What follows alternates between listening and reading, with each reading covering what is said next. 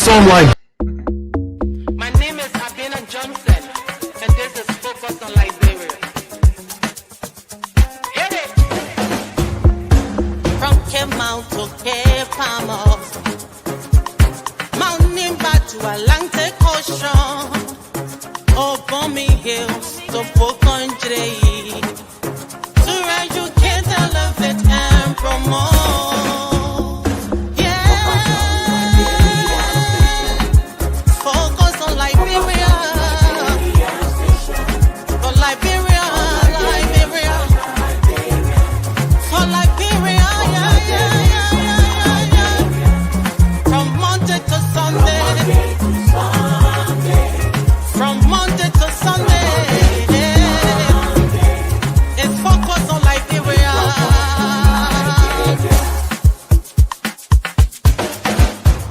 Talk about home affairs, eh? In diaspora, current affairs,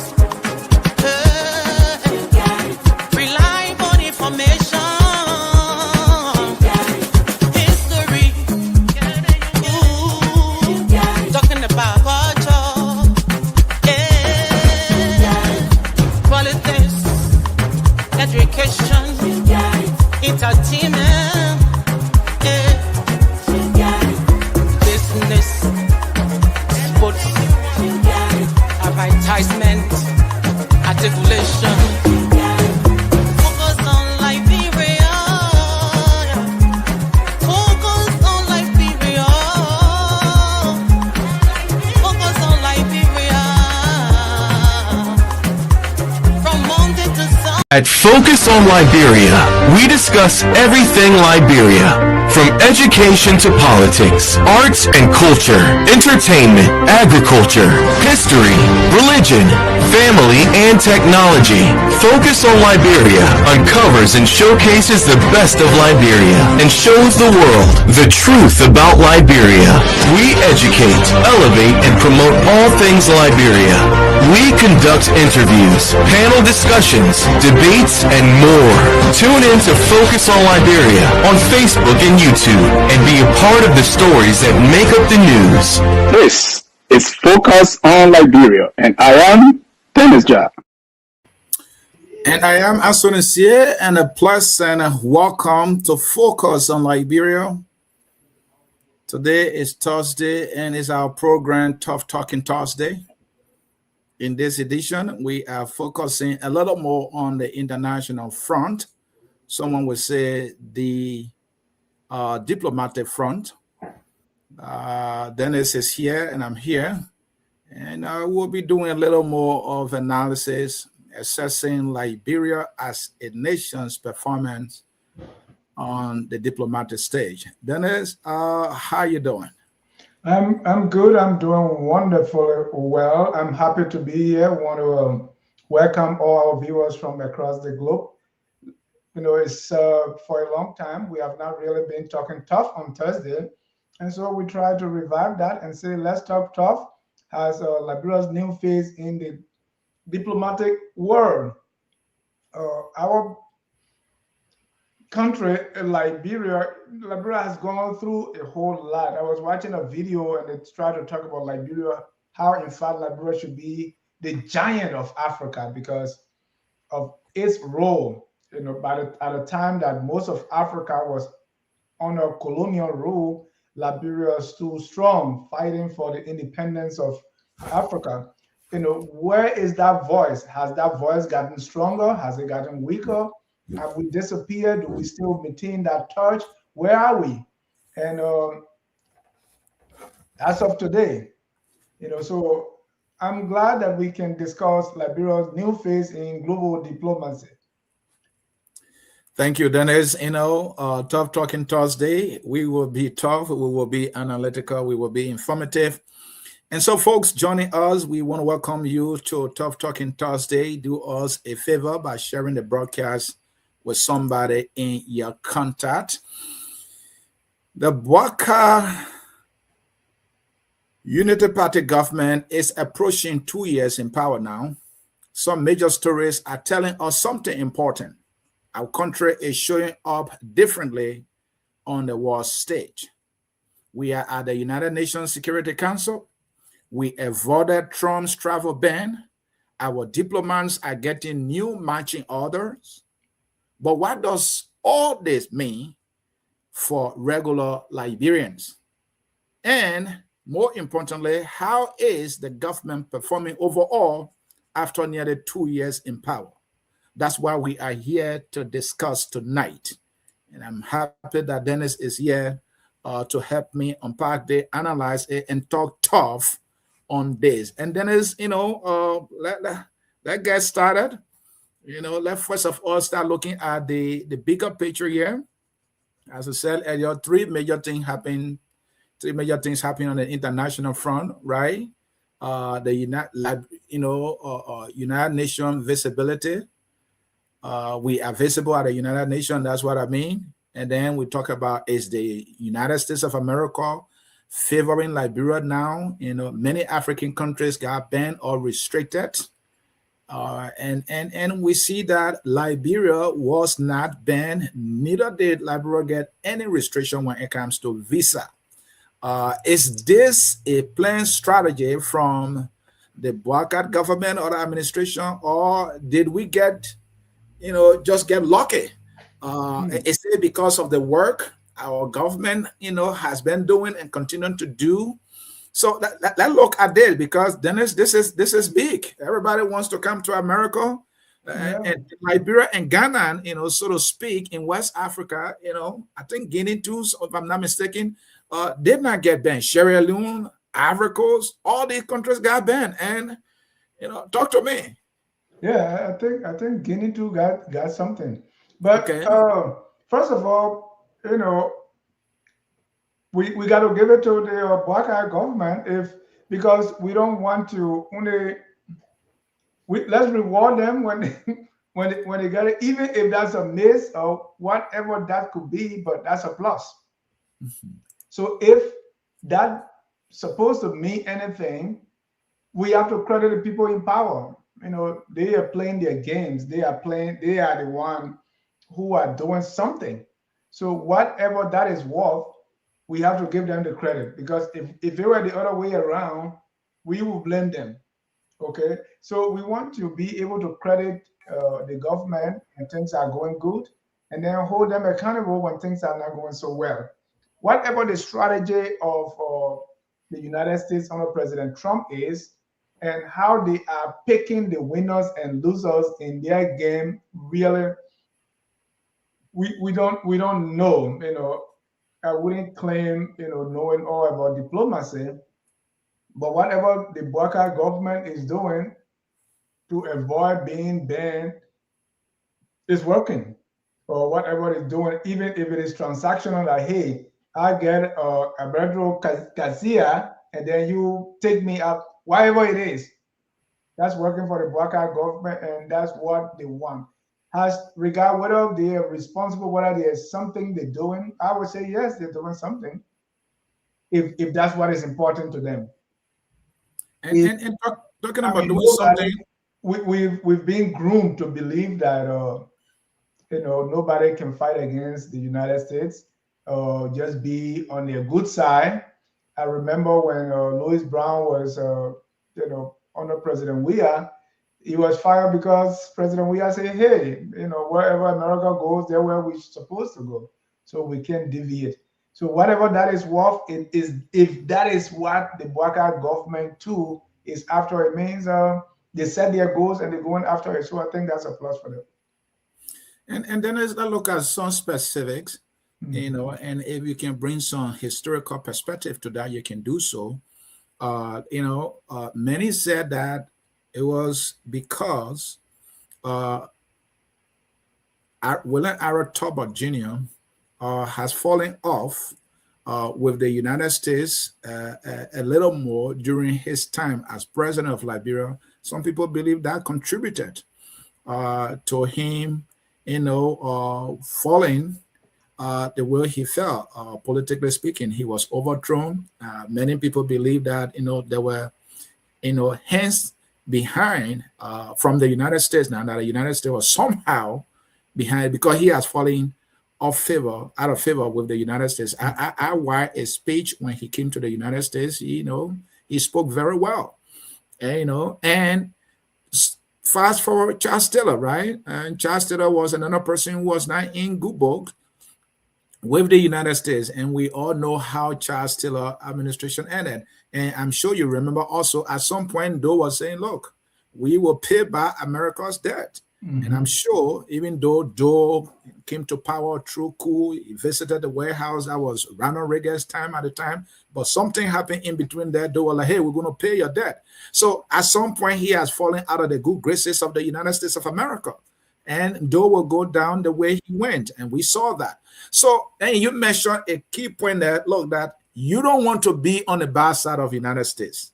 All right. And he's also said we've been, brought up or being taught to always be on the good side of America for our own benefit. And we're seeing how the United States is this huge power player that can do anything. We've seen that recently, and we'll get to that. So talk to me. And this is the government now that has managed somehow, so to speak, to be on a good side. And you are saying the credit should be given to them because other African countries got banned, and we didn't get banned. Talk to me. Yeah, and is that what I think his video is still not good. So yeah, and you can say that. I mean, during the time of President Turber, the CIA mission and all the things that the United States wanted to accomplish.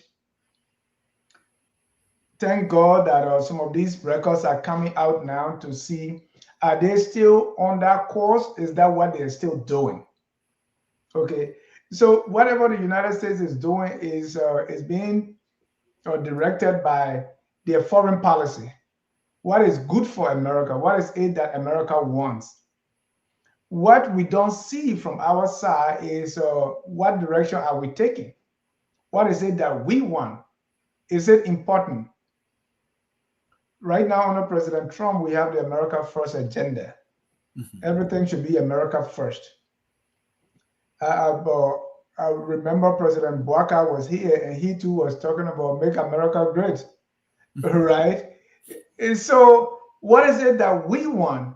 The reason I said we should give them the credit based on how President Bouakai and his team decide to proceed is, do they want to say, okay, our foreign policy is also to make America great, because when America becomes great, we too will become great.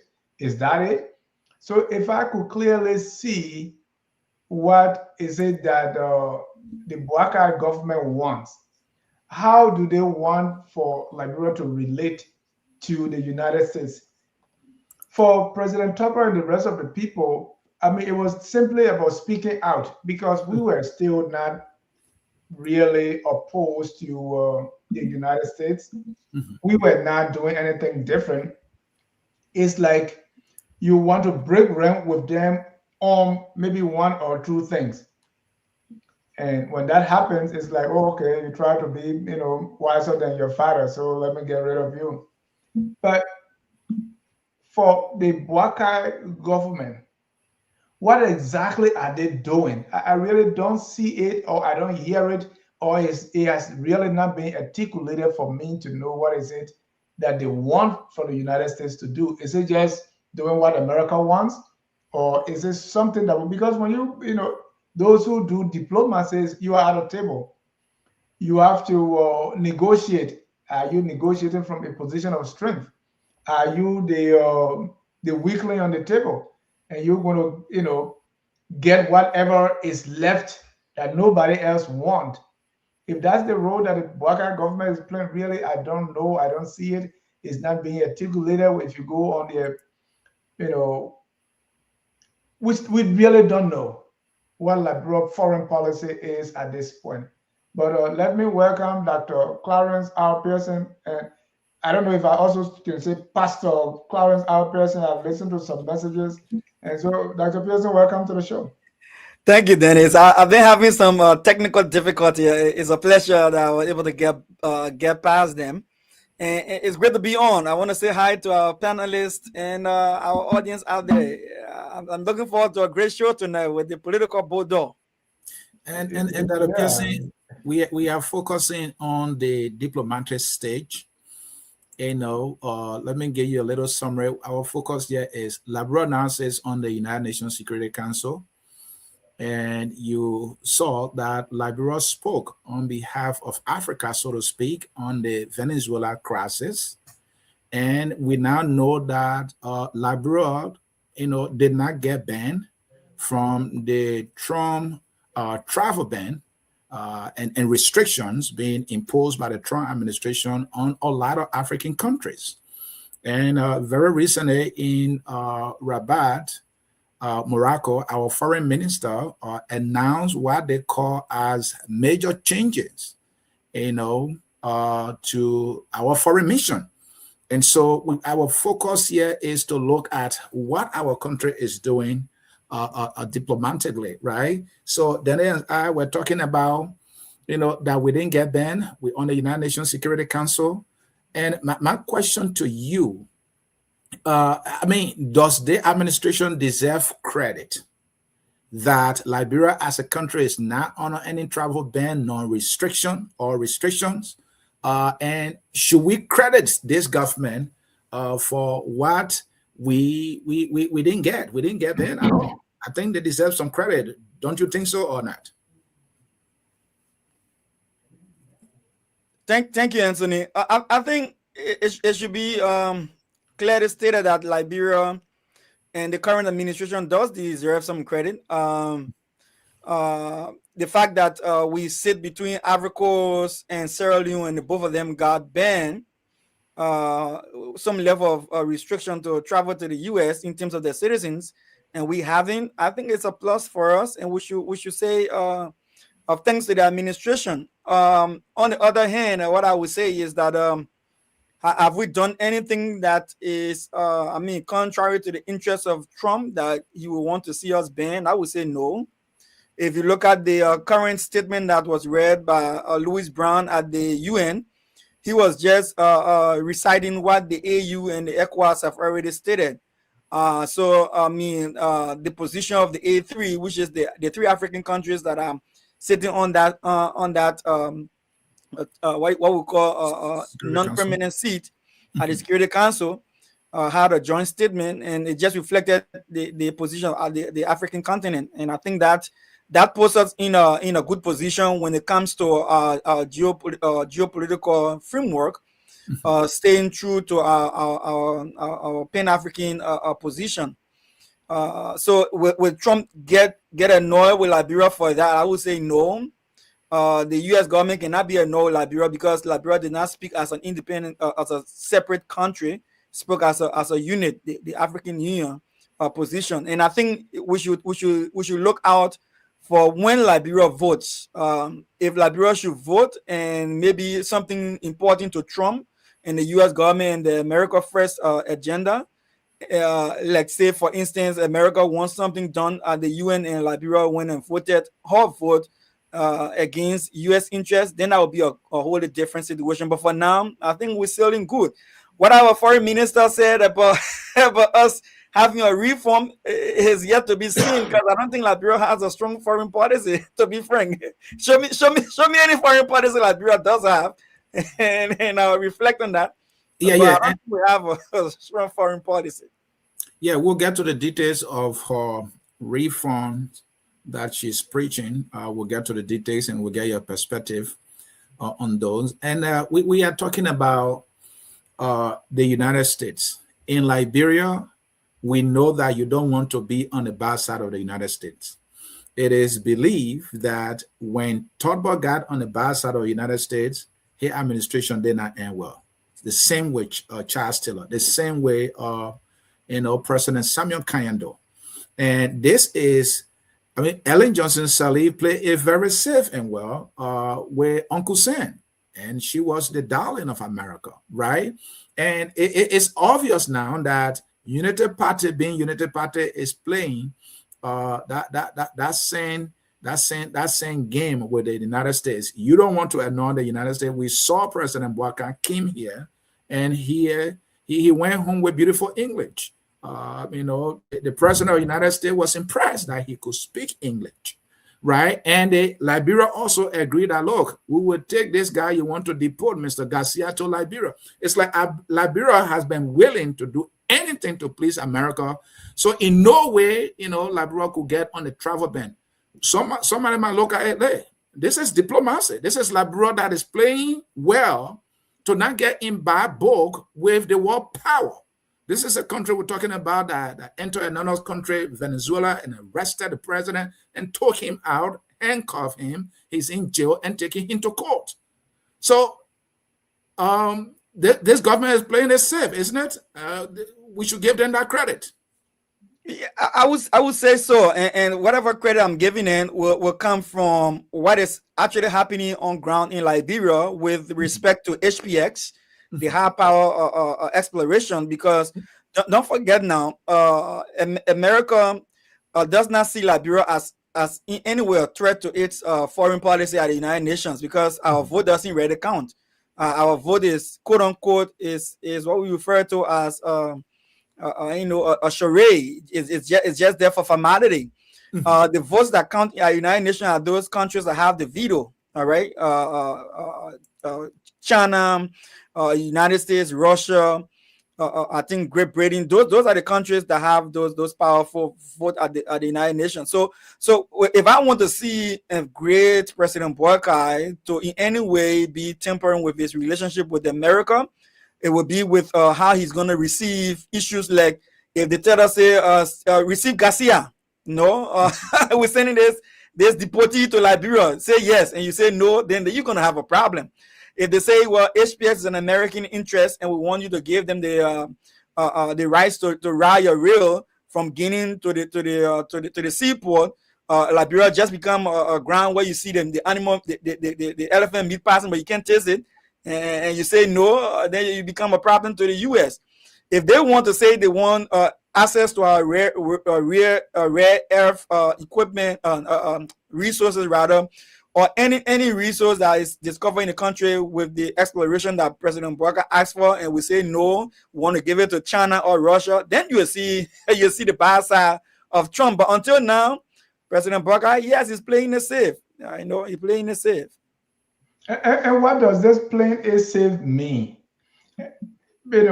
So are you playing it safe on defense, or you are going out to get something, or you waiting? And that's the one I don't clearly see as to how President Boakai and the government, they are driving their own boat or their own ship, right? What is it that you want to? Are you just waiting to say yes or no to America, or are there other things too that you are going to America and say, okay, this is what we want, this is how we want to proceed? That's what and probably I'm not privy to that. I may not hear it, but we don't see any policy agenda. We don't see any policy direction that we want to take. Okay, on the domestic front, we're supposed to drive what we want internationally, or on the foreign policy. We start with the AAID, right? So what is it about that is pushing us to do what we want to do with America and other countries? Even when we talk about the HPS, what is it that we want out of the HPS that is going to satisfy the arrest agenda, or that is going to satisfy the domestic agenda of the country for which we are going after it? In my belief, I think we're on the defense most of the time, unless anybody sees it otherwise. And then I'll jump in here. I don't know whether defense is the right word here. I think Liberia is like, we don't want to get in trouble with America, not necessarily defense. When you play in defense, it means that somebody is coming at you, and you're trying to prevent the person from causing trouble for you, preventing the person from coming into your territory to cause you harm. to cause you to fail. That is defense. I don't see where America is saying, okay, we'll go into Liberia. If we don't do this, we'll deal with them. That is not the case yet. What I like what you said, because what is Liberia's strategy? In its engagement diplomatically with the United States. The United States is clear here. Look, we want this guy to be deported to your country, and we want you to accept this guy. In fact, come right here. And the president of Liberia was right there. And he spoke that beautiful English. And the United States president was like, yes, this country, this president, I can do business with him. All right. So the US asked and demanded and instructed that this is what that must be done. And Liberia said, okay, we will do that. Now, in return, what is Liberia's strategy to benefit from the diplomatic relationship? And that's what I want to see more. And I will allow the person to come in later. And let me explore this more. Because if you are accepting Garcia, we gave a Trump administration a political capital, red meat for his base, establish his America first policy, no nonsense on criminals, as the term Mr. Garcia, even though there's no record to that. You, Liberia, who helping this administration, the Trump administration, to achieve this, why are you getting in return? Is it whatever America gave you? Is it whatever America gives? And I think it's what it is, because President Walker also said, look, you can come to our country and do a survey of our minerals. I mean, this is like, come and take just about anything you want. Again, playing to the master mentality that I want to be on the good side of the master, so that I don't get in trouble with the master because the master is so powerful. And I think that's where our country is missing that opportunity. Now, you mentioned the arrest agenda. What is the arrest agenda supposed to do? Who has the money? America has the money. What is our government proposal to the transactional administration of President Donald J. Trump? Okay, you want to bring Garcia. This is what we want. Here are our needs.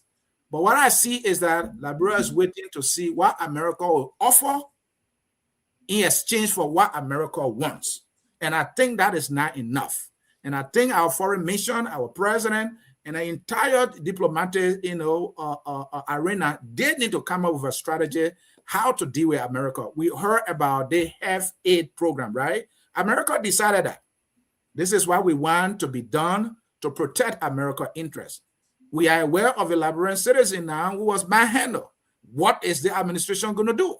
And so on and so forth. I will allow that person to come in. So I will conclude that I don't see our strategy in engaging the U.S. government other than, well, let us not get in the bad boat with them, then we're good. Whatever they give, we'll take it, and they will get whatever they want. And before Dr. Pearson come in, we have our foreign minister, Reverend Dr. Sarah Bessler Yanti. Has she gotten that title already, Dennis? I mean, she said that what she wanted to be. She hasn't gotten it. But to get a doctorate degree in Liberia, I don't know why it takes, but anyway, thank you for the correction. Yeah, please. So, don't do that. Reverend Yanti, what is her background? Because this is diplomacy, this foreign policy thing we're talking here. Okay, so her background, from working with the UN and all that, is more of less of grant. I too work in the refugee cycle, and so is aid, relief work, and things like that.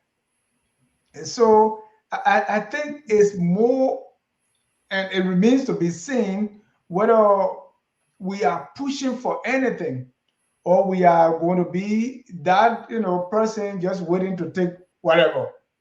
Dr. Pearson.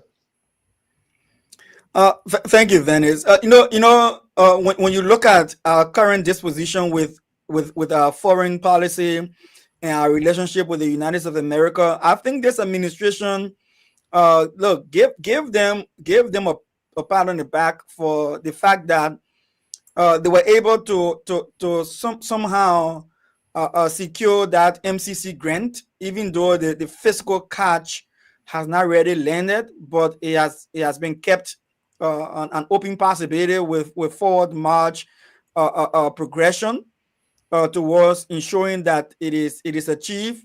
I think that's something to look at as one of the government's strategy to accrue some benefits to Liberia, no matter how small. And don't forget now, when we talk about the arrest agenda has let me get clarity. You say to wait for the MCC scorecard money. That's the strategy. No. The fact that you are able to maintain relations and hold your diplomatic rings in place until you can achieve that is a plus, Dennis. Not many countries are successful in achieving that. It's something that you need to give them a pat on the back for. I think another thing I will also mention, and I was trying to say that goes to alleviate some of the burden of our arrest agenda in regards to what area of that agenda that will be impacted by that MCC grant in terms of money value. Another thing we should take into consideration, I do oppose the health policy memorandum that they signed with the United States. I know that there are a lot of disadvantages in terms of the protection of our health records and stuff like that, and our people's health as a nation, and what it's going to give us in the long term. But the short term also, if we have our electronic medical record system being strengthened or built up for us, I would see that as a plus, especially so when I lost my mother. One of the reasons for which I did was because there's no viable way to track medical records of our people in the country. So if that comes home to bear, where we have access to an enhanced medical record keeping and tracking in our country, that is one step forward that we didn't have before. So I would applaud them on the health sector of the agenda in that regard. How we go about improving on it and strengthening our laws to keep us in a better position in the future, well, that's something we can look forward to. Before I drop the mic, Anthony, rather, another thing I want to stress here when it comes to American foreign policy, look, we shouldn't take lightly the possibility of Liberia becoming one of those countries put on some level of travel restrictions. Don't forget, we're highlighted as one of those countries that have a high level of overstay visa of people who come to America and don't return home. That was something that put us in the negative. We also hearing that there are a lot of Liberians who unfairly seeming to be on some form of welfare benefit under the current administration of Donald Trump, which is something that they do not like and want to punish. I've heard Trump saying before that those who benefit from welfare in the country at a significant level should not even be staying here, because which means they're a liability to the country rather than an asset. So there are other areas, and don't forget there's some level of serious crimes committed in America by Liberians, whether it comes to wire fraud, money laundering, whether it comes to real hardcore murder and cases like that, child abuse and stuff like that. Those are serious charges lying on your travel document to come to the States. People have been punished and went to court and got convicted on those charges. So I would say it is a plus for us that we've not been under the radar, that we're under the radar, rather, not under the radar of Trump right now. And Liberia is quiet when it comes to Trump aggressive policy, when it comes to immigration. I think that's a plus for Liberia, and the government should be applauded for making sure that happens, whatever they are doing.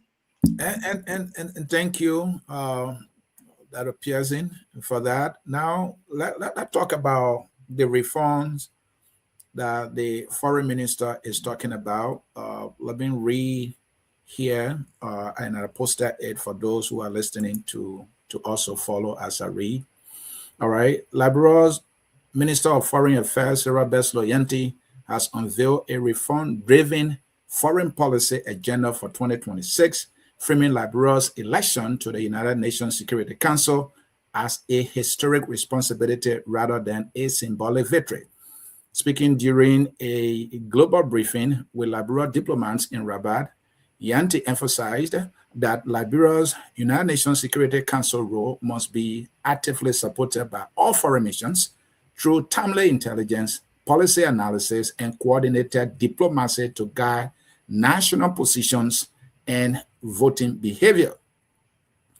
She announced institutional changes, including updating the Ministry of Foreign Affairs official letterhead to feature the United Nations Security Council logo to signal Liberia's elevated international status and intend to leverage the sea strategically. The minister also introduced a standard of excellence for diplomats, underscoring professionalism, discipline, ethical conduct, and strict confidentiality, with a zero-tolerance stance on information leaks and misuse of social media.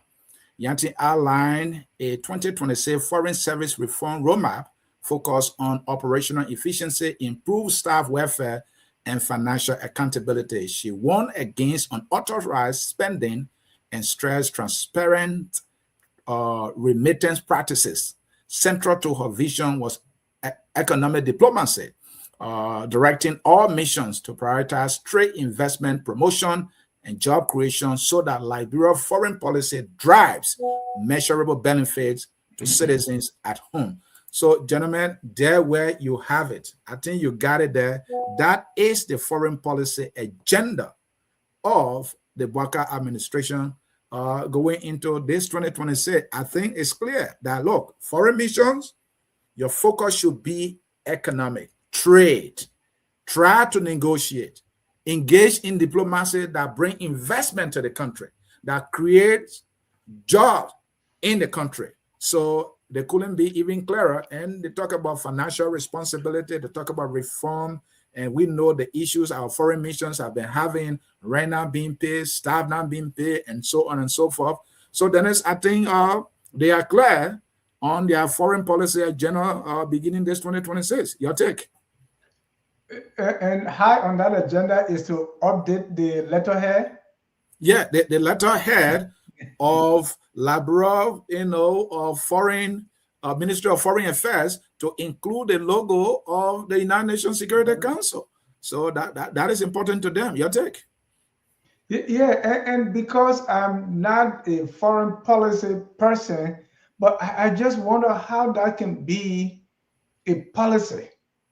Because even if you are saying, hey, when you go somewhere, sell Liberia, promote this thing, or, market Liberia has, that we have this, it's still, to me, it still doesn't look like a foreign policy to me. But then after when if you work at this job and then you leave, you get another job and you update in your resume, you add the other job there, right? Or if you earn another degree, you add it to your resume. That's why I think the minister is saying, we are on the United Nations Security Council, so let's add your logo to our letterhead.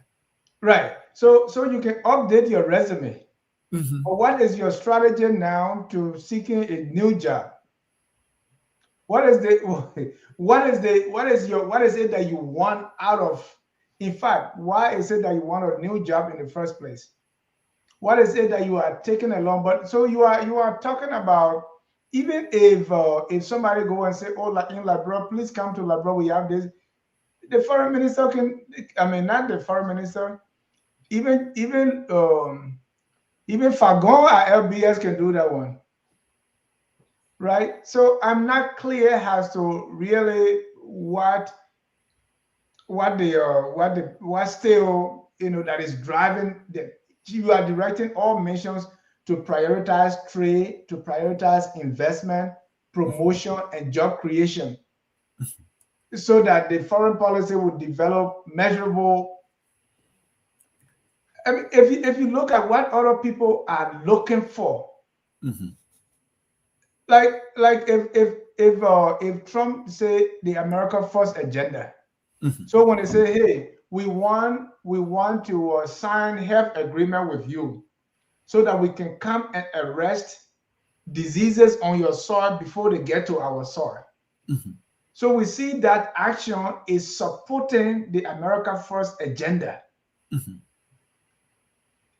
So for us now, what is it that we are doing? We say, okay, let's go. Anytime we go somewhere, let's tell the people what, let's prioritize trade. I don't see it. You know, I hope they could be. But then this is where I say central to the vision or her vision was economic diplomacy. So they're talking economic diplomacy, meaning that she wants all the foreign mission to prioritize trade, investment promotion, and job creation so that Liberia foreign policy delivers measurable benefits to citizens at home. That is their goal here. So what is the ideology? What are the okay? The goal now is let's promote trade so that. Anyway, let me let Dr. Pearson come in. But it's like you are just talking empty talk. No, Dennis. I mean, this is not a defense for them. And my position here is that what is said is simple for me to understand, right? That look, if you are a foreign minister, say you in France, your engagement with the government of France should be on a basis of attracting investment to Liberia so that jobs can be created in Liberia. Now, easier said than done. I get it. I think they're where you are leaning, right? But I just want us to first establish that they are clear on how they do their diplomacy. They say what? Economic diplomacy. Dr. Pearson? You know, I want to clarify something. When I used to serve as a consultant to UNAIDS or UNDP or whatever the case is, providing services to the Liberian government, when it came to their logo, Dennis, you can't just use their logo.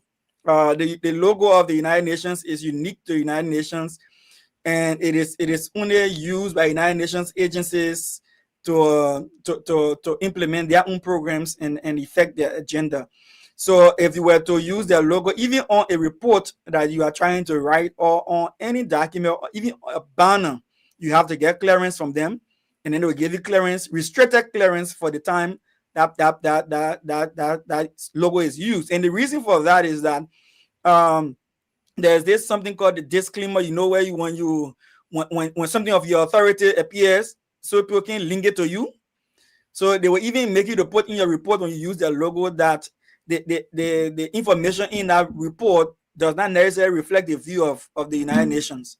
They will make that clarity there. So that behind me, I don't think it is wise for us to put our the UN logo on our foreign policy letterhead. That whoever is bringing that recommendation up it will not successfully work. Moving on to other things, Dennis, you mentioned, let us remember here now when I hear the communication from our foreign minister, and trust me, I respect her a lot. I have friends in the United Nations who spoke highly about her for the short time that she worked at the UN on some of the UN missions. I think it was in Sudan or Sudan or so, if I'm not mistaken. And they spoke very highly of her. So let me say this. Our foreign missions abroad needs to have a proper and decent representation of our country. For far too long, our foreign missions have been abandoned and neglected. And so some instances have gone to our embassies in the United States. Yes, some of our embassies, whether the one in Washington or the one in New York, it looks sloppy, especially the one in Washington. It looks sloppy. And now that we are talking about improving these things, I think is in the right direction, especially that much more eyes are on us, given the role we're playing at the United Nations right now. Another thing when it comes to the economy, Dennis, I agree with you, Dennis. I think our foreign missions are not the one who decide the economic trajectory of our country. The notes for the foreign missions to act on should come from Monrovia, right? So the arrest agenda, and the president sets the agenda, and he sends the agenda across to his representatives abroad, which will be our ambassadors or our special our representatives abroad, whatever they want to call them in the foreign service terms, and then they sell what Monrovia is selling. So I don't see when unless maybe we're not getting maybe it's just the surface of a statement and not the detail. But yes, I don't think anybody on foreign mission goes there to do their own stuff. They must project what is coming from Monrovia. And we see the same thing with the embassy in America. They say the government, the American government have said, the president have said, and they won't say, the ambassador have decided. The ambassador does not have a say on foreign policy. He just convey the foreign policy. So I think our economic policy for me will be that, or should be, I would say, if the foreign ministers will be listening, Mana Yanti will be go to President Paul Kagame, even within the rest of general. We've already said, you guys be strategic. What is it you want to highlight? What does it want to be known for? It's like you're talking about doing economic partnership, trade. You have to have a product. What is our product? Like, what is our product? What is it we want to sell? Like, what is it we want to go out there at our foreign missions? Is what we're selling as a country. What is it? What is our specialty? Is it cocoa? Is it coffee? Is it rubber? Is it iron ore? Is it cassava? Is it palm nuts? Is it palm butter from a man Daniel Giant? Is it palm butter? What is it? We need to have something that we can all agree upon, that will serve as our major boost to our economy when it comes to foreign direct investment generation. So what does it want to do? I don't think it's going to be rubber, right? Because Firestone is taking the rubber, and now Jetty collecting the rubber. They fill in the package. Those are private entities, right? They benefit themselves, right? You go down to iron ore, we got little no say. The guys in Asset Metal collecting the billions, they giving out chicken change. So what is it we really want that the people will be directly involved with, and to what extent we're going to capacitate them to be of strong trade investment for our country that will put money in their pockets. That for me, that's the conversation. And that's a very salient point there. First, on your first point about the logo, I have been working at Focus on Liberia here way before I could join a business that is currently in Liberia. I don't think I'm going to update my resume with the two logos for the institutions.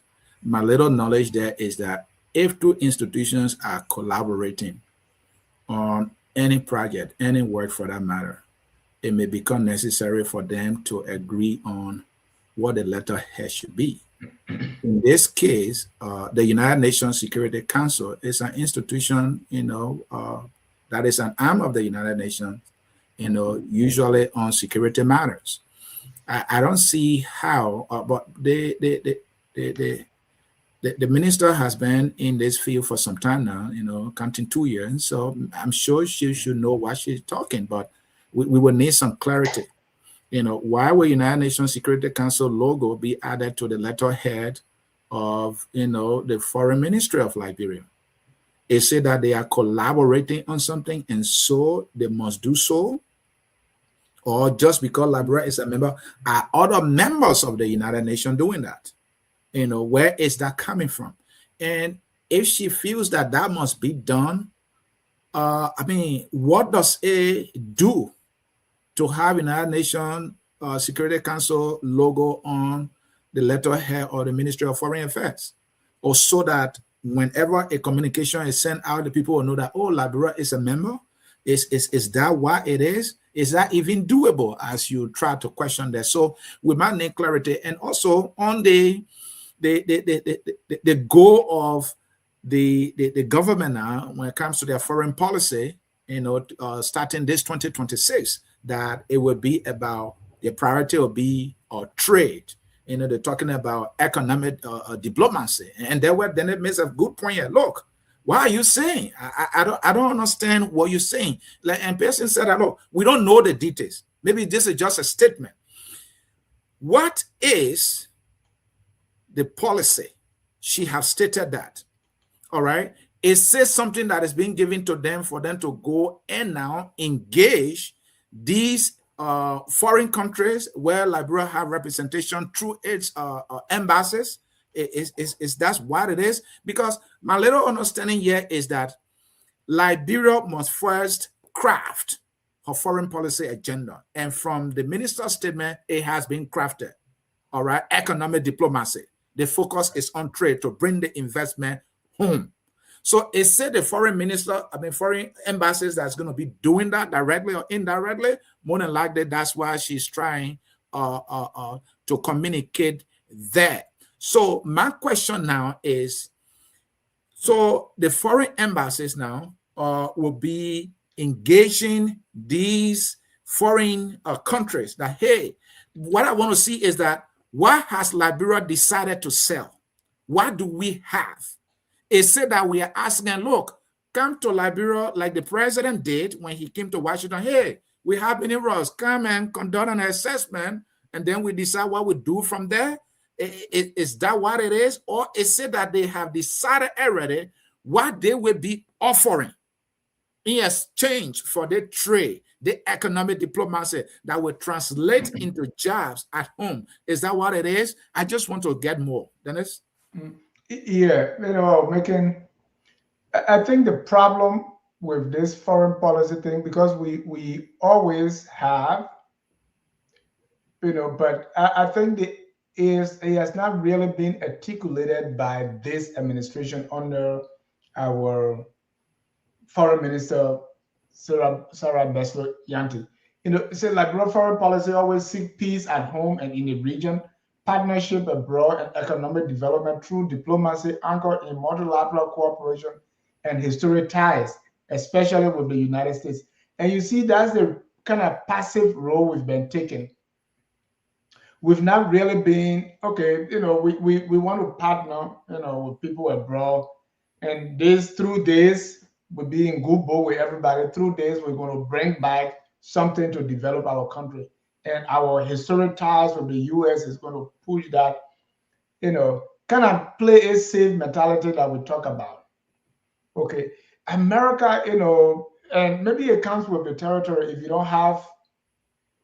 If you believe you don't have the muscles to fight, you don't just make big mouth, else you end up like. So I think Liberia is like, okay, let's just be okay with everybody.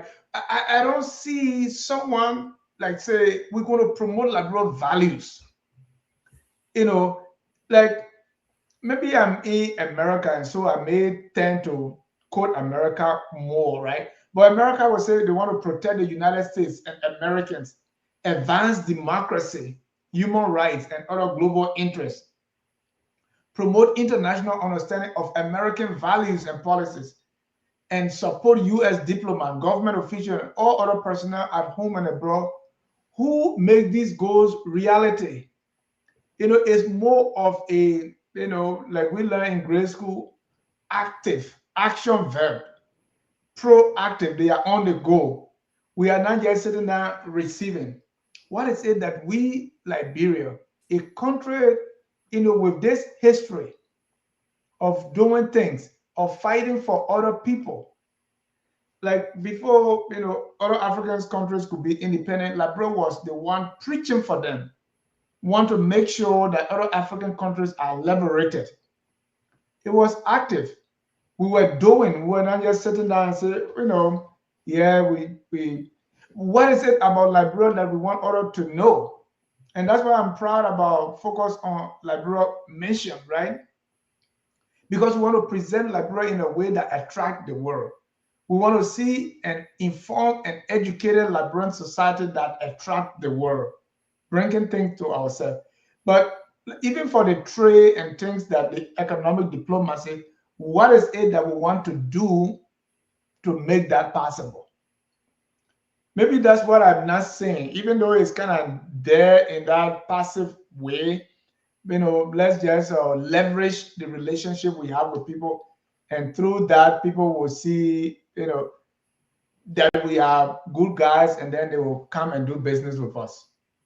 Okay, just like Pastor Pearson will preach, say, let your light shine so that others will see and glorify the Father.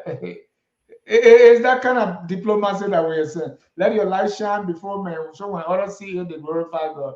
Let's do all the best we can, cooperate with everybody, we be in peace with everybody, We make sure our neighbor we are okay, and then people will come and do business with us. It is a foreign policy. It is what they want to do, but I think that is waiting for things to happen instead of taking the bull by the horn.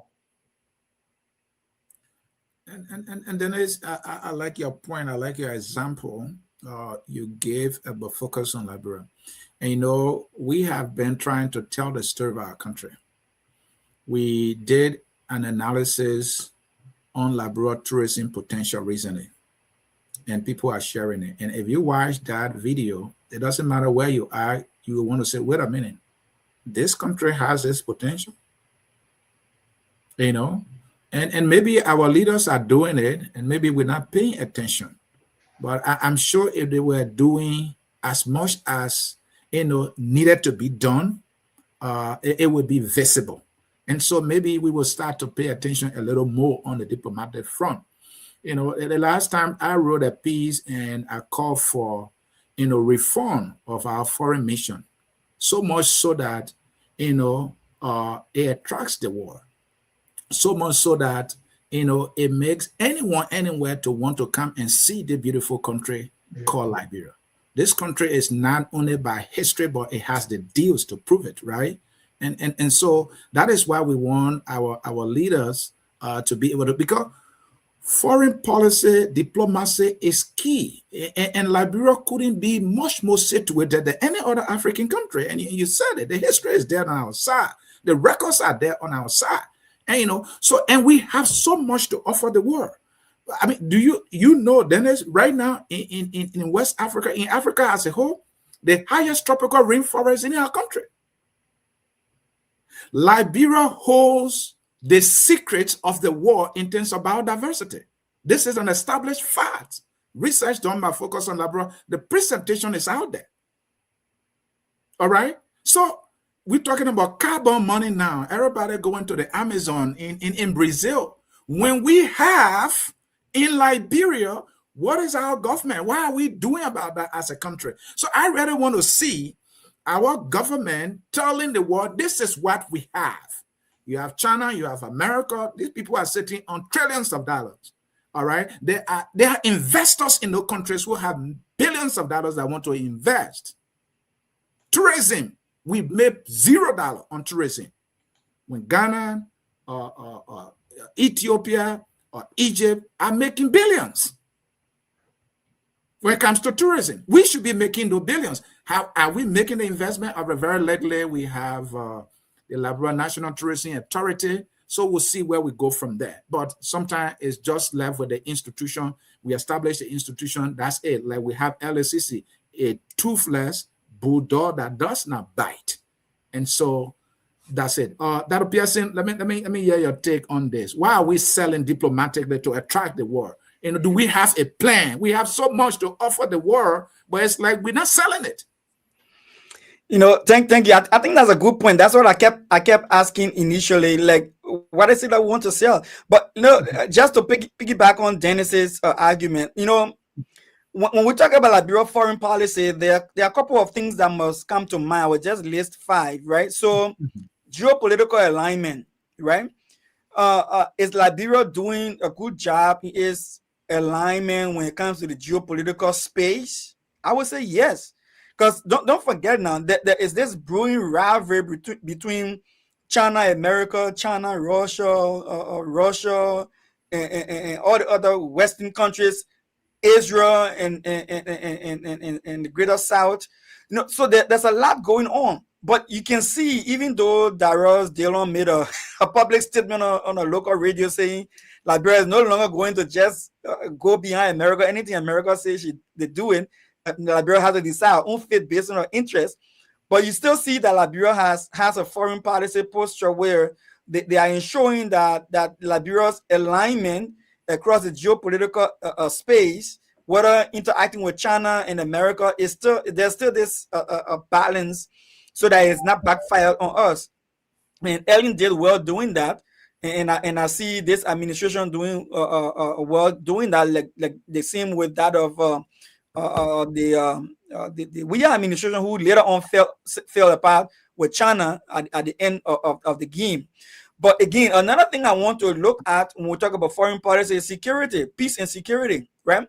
So the security framework of Liberia is of such that we do have peacekeepers outside of Liberia. I know we're all aware of that. We have, I think we have peacekeepers in Mali.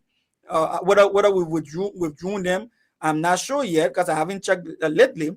But we do have peacekeepers who are out there. So Liberia is asserting itself on the diplomatic stage from the security and the peace aspect. We have maintained a level of security in the sub-region and have been part of the advocacy for stability in the region through our legislature, like Edwin Snow being a very kind part in that driving seat. And I should say hats off to him. He's doing pretty well. So Liberia foreign policy in terms of geopolitical alignment is holding. Liberia foreign policy in terms of security and peace in the sub-region and in even West African region is holding. If you can recall that there were some tensions in our region between Liberia and Guinea, right? That would have spiraled out of control, but somehow Liberia managed to sell one of our own citizens to keep the pot from boiling over, right? So we saw the guy overnight to Guinea and said, take the guy, do anything you want to do with him. Say he have Liberian, have Guinea, and, he blowing can for us. And, take him, do anything you want to do with him. So you see the however faulty their dispositions will be, or however unpleasant it will be, or illegal it may be, you still see them trying to hold that ground. I would think we should expand on that further with this, with being on the Security Council non-permanent membership. We should exert ourselves more towards that direction, especially with the sub-region gravitating towards military regime, so we can be the standout example for democracy. Then take, for instance, the trade policy and partnership. Liberia has successfully handled and managed the HPS controversy with that of the ArcelorMittal. We don't see that as a foreign policy play, but it is a foreign policy play because it involves foreign interest in our national space. So they handle that. I know that the we administration have that as a long ball game. So Dr. Pearson, what is Liberia interest in that? So take for instance, first of all, as I see a dynamics where Liberia successfully managed not to I won't use the word, I wanted to use the P word, but not to offend the United States and allow United States to play her to get HPX what she wanted. But at the same time, we still, in whatever small way, we're still supposed to benefit from a rail development that will be in addition to the rail we already have. But it's a long ball game. I think I saw the expert analysis of Anthony C. on that. It is not an immediate rail construction, but there's a future rail construction in the pipeline, which will also enhance our transportation capacity for multi-rail usage. So that is a plus in the long term. Besides that, I want to also stress the fact that, don't forget now, if they continue with the foreign policy direction of having the United States, who is now having a businessman as a president, interested in coming to Liberia to scout for minerals, of course they will exploit us. Obviously they will exploit us because they are bigger power than us, but they probably might also generate some resources in that regard and understand what we have to our benefit as part of the process. Another thing besides trade and when it comes to partnership, don't forget to, Dennis, in the West African and the entire global South, in the AU, we have our own AU strategic plan. And in that AU plan, there are other international trade policies that has to do with open border trading, currency merger, and other factors that if Liberia plays a cards well in that process of whatever they're arranging from the sub-region to the entire AU through a strategic plan, we also might benefit something. And I understand our former finance minister currently is with one of the sub-regional bodies, I think as president or director for one of those planning processes and pushing Liberia's agenda. What is his name again? The most recent foreign minister before Gafuan. All right. Kimia. No, not Kimia. The foreign minister before Gafuan. Oh, the finance minister before Gafuan. Oh, Camara? Yeah, yeah. Camara? Yeah, he's currently one of those sub-regional groups that are working on That must be some. Boma Camara, isn't it, Dennis? Yeah, Yeah. yeah. You know, so there are so many things that look. Resource management is part of foreign policy management as well. Foreign policy. So, for instance, yeah, for instance, Dennis, I'm interested in when I think about foreign resource management. I'm interested in what I've been saying all along. Can we reach to a place where we agree now that a percentage of Liberia for natural resource cannot leave the country, but it must be processed within the country? Not say for instance, iron ore, ArcelorMittal is mining ore in the country. So, what percentage of ore must remain in Liberia for some level of processing to create jobs? The Anthony were asking. So, rubber with Firestone, what percentage of that rubber should stay? I'm talking about that Joe Burger thing they're doing with that other process rubber. They're talking about real manufacturing in the country. So, can we have that percentage clause to ensure that Dr. Pearson, and that's what I continue to say, right? Even the rubber, what is it that we want out of this thing? We have honor president. There was some of our reporters went to Doe community, what is called now. There was a construction of a road, and all we say is, oh, there's road and people are dancing. I said, can you ask questions as actually what does this road do? Is it, just people to see it there or to walk on it, or what is it? What economic benefit has it brought to the people living there? In black and white stated. So it's the same thing with these companies. I know one of our colleagues here will always say, oh, look at it, we signed this agreement. This company is coming, this company, this company, this company. What is it that we want out of these companies coming to Liberia? Yes, these are business people. So they come and make business and make profit. What do we get? What do we set out to accomplish as a result of HPX, Ivanhoe, or Firestone, all these people coming to Liberia? That is something that we don't clearly define. All we want is they come there, they're in NIMBA, we have a social corporate responsibility, they get this. If that's what we want, fine, but let us be able to put that on paper. And you were talking about the health program, say, well, we can get electronic medical record. Dr. Pearson, that's where I lived for the past 15 years. I even offer for my company to do that for Liberia. Nobody even want to talk to me. Okay, how difficult that is. So if we define what we want, and then we go to somebody and say, this is what we want. But it's like we are waiting. If somebody come up today and say, oh, we want to offer psychiatric at the University of Liberia, we fine with it.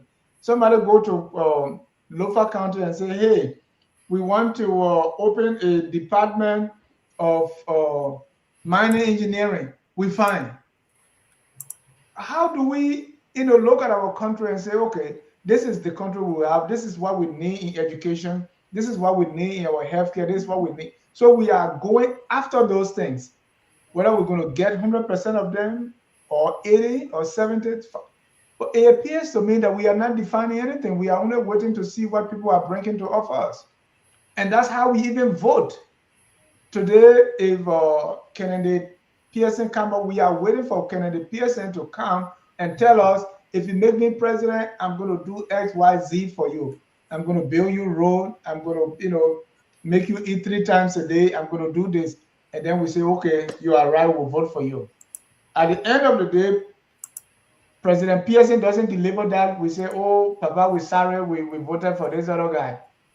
Are we able to come back and say, exactly, this is what we want out of our president, and we are going after people who satisfy our criteria to make them president? This is what we want for our country, so we are carrying on a foreign policy agenda that's going to address just that. This is what we want for our economy, so we are going to have our economic policies towards that so that we can achieve what this is. That is how I'm thinking, Mr. C. I don't know. Am I here? And then I'm thinking the same way. And what we're trying to do is to tell people, look, if you are thinking in this direction, and if it is not up to the level where it benefits Liberia, then you need to upgrade it. Yeah. Because at the end of the day, your reason for representing us in government as a people is to make sure that you deliver. The world is interconnected now. We see so much of resources. I'm talking about financial resources in other countries or in the area of investment, for example. And there's so much expertise in those countries. And there are business people who are looking for places to invest. All right. We know all the fundamentals that are, not encouraging investors to come into the country. So we can, even if we don't have the money right now, there where we should try to find money, to put them. For example, look at our airport. Liberia airport should be the hub in West Africa. All right. In terms of travel. Why is it not so? Ghana is still in the show. Ghana is into our launch. Ghana built a little airport 100 times better than what we have. When we got ready to get us an airport, a terminal, look at what we built. Foreign country gave us the money, about $50 million, and that's why Ellen Johnson Sirleaf talk. And the United Party celebrated that. I'm saying that is not enough, because that does not position us in any way to compete, to become a hub, to attract investors and tourists to come to Liberia. We are the hotspot when it comes to biodiversity, when it comes to tourism. All right. Look at our beaches, Dennis. From Monserrato County all the way to my Maryland County, passing through my Grand Cru, passing through my Sano, passing through my Grand Bassa, passing through my River Cess. The beaches are profound, pristine. And you go all the way to Grand Cayman County. Look at our lakes, our water bodies, right? And we are doing a presentation on our water bodies too, Dennis. You know that. So what would make somebody to come to Liberia? How would they come? But when someone arrives in Liberia at the airport, the person is discouraged. There's a U.S. citizen who was upbeat to visit Liberia, having learned about the history of Liberia. When the person arrived from RIA to Monrovia, there was not a single light pole on the road from our international airport. Now, I know that they have started, planting the light poles right now. But at the time the person went to Liberia, the person was terribly discouraged. The road is narrow. The person has never seen that, never expected that a road from your airport to your city would be dark, would be narrow, and would be a death trap. So that person got discouraged and left. So these are the areas now our leaders should be making the investment. You can collaborate with airlines, whatever you have to do. We can tell you what to do. We can make suggestions as citizens. You took off a responsibility to improve conditions. And you have to think bigger to make it happen. You don't have to think like Ellen Johnson Sirleaf, who was so narrow-minded in her thinking and gave us that little thing calling it. I don't know, how did she imagine Liberia at the time when they were doing that? Oh, we're just coming from war, so anything will fly, right? All right. Why have we not been? If you look at the ministerial complex, for example, my understanding is that another foreign country gave us money, around $60 or $50 million, and we built that. Ever since that foreign country, those people are not Liberians, they gave us that money, we built that. We have not been able to replicate that with our own money. Of recent, our current speaker, he was at JFK and made big move. He will increase JFK budget to $20 million. JFK budget now stands at 9.9 million, something like that. But the speaker increased his budget from 1.5 million to 1.8 million. A monumental promise he made to his citizen, JFK. And you don't know the history, how people used to come from other African countries. JFK was more like a referral hospital in the West Africa. We have not been able to improve that from our own budget. It has been foreigners coming to always chip in, and the people can only help. They can't do it for us. And that's where we need to do better. Now, in the area of electricity, road connectivity, our airport, for me, I've been working at the airport for over 15 years. So I've seen all the airports, nearly all the airports in the world, major airports in the world. I know how much revenue airport can bring to the country. All you have to do is to do maintenance, and you can attract or generate billions The airport, anyway, maybe we shouldn't compare that, but we can do better with that. And I think that's where our leaders need to look, and then we'll get it. For gentlemen, let's tell our people that the numbers are open. Well, we open our phone line if you want to participate. 605-313-6004. Enter the code 791-403#. This is the number to call if you want to participate in the very significant discussion we are having. Our nation is making some strides on the diplomatic front, and we are trying to assess how can we do it better? How can we engage the outside world so that Liberia as a country can benefit? We are not naive here. You know, the world is a global village now, interconnected now. We can collaborate with people and bring the dividends. Even America is trading with China. America is doing business with other countries, you know, to maintain investment here. America is attracting investment from China and other places, you know, to America. And so we can do the same thing. How do we do it better? Our leaders can do it. They just have to put a plan together to do it. And Mr. C, you're talking about that. We're talking about diplomacy, right? This issue with the Liberia in Minnesota, right? Legally are getting swept up in the crackdown. New at 10, this U.S. citizen claims ICE agents left him hurt and hospitalized. That man, who was born in Liberia, calls it a rude awakening. America is the place of dream. Equal opportunity, equal right, dreams, based on how I got treated yesterday. Ubali spoke to that man and shows us the video of the controversial confrontation. Cell phone video shows the encounter between Emmanuel Saki and federal agents outside Family Dollar in Brooklyn Park. Started saying, oh, whose car is this? This car is coming to register as somebody named Joseph. I'm like, no, this car is registered in my fiance's name.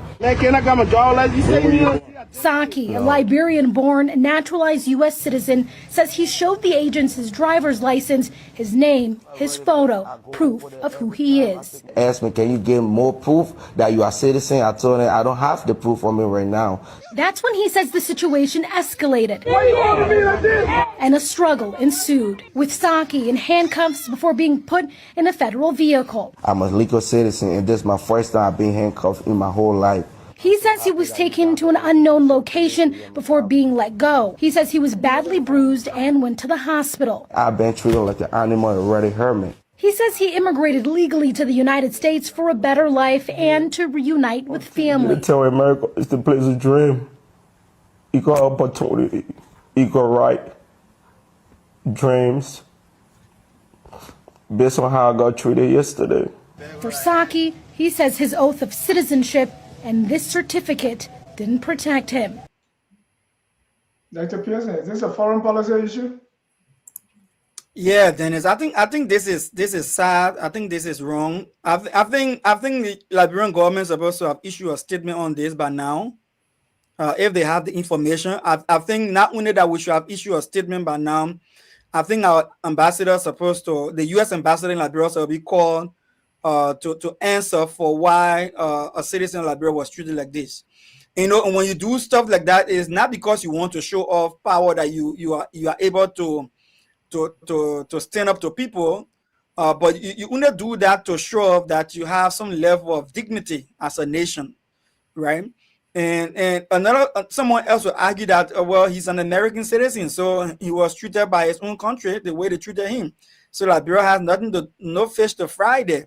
Some Liberians will say that, and I will fully understand. But I think America accepts the idea of dual citizenship, and Liberia does accept the idea of dual citizenship. So on that basis, I think the Liberian government should call on the American ambassador to, if possible, make them issue a statement of apology, you know, to the people of Liberia to give us that confidence and give our people the level of security that they will need and the peace of mind. You know, I think it's wrong. I think I strongly condemn it. I'm not one of those who are scared to talk. If anybody know me, I'm very vocal. If you look at all my social media platform, every platform you can think about, I'm speaking to the government, U.S. government on these issues, and I'm very vocal about it. I've written 2 books in similar regard, one on re-migration and one on the issue of neither left nor right. And in those books, I try to convey, you know, the danger of these kind of activities, and the books are gaining traction here between some professional friends and ordinary citizens. I even got an email from one book club, all Americans who want me to go and sit with them in a book club so we can discuss the book. So I think it's wrong. I think the American government can do something different.